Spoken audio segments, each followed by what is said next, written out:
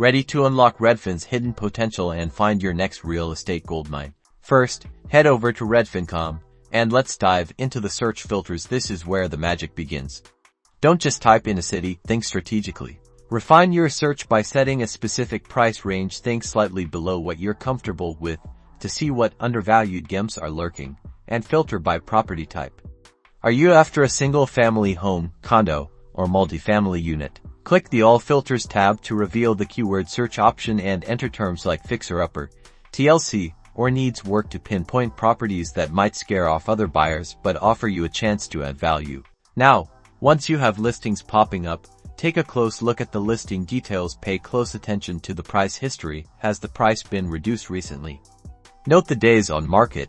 The longer it's been listed, the more motivated the seller might be. Also, check out nearby schools. The presence of quality schools can significantly affect property value. Use Redfin's map feature to analyze the surrounding area. Look for up-and-coming neighborhoods or areas undergoing revitalization. These are prime locations for finding undervalued properties with strong growth potential. Compare the property value to those nearby. By mastering these Redfin strategies, you'll be well on your way to spotting lucrative real estate deals and building a successful investment portfolio. So get out there and happy hunting.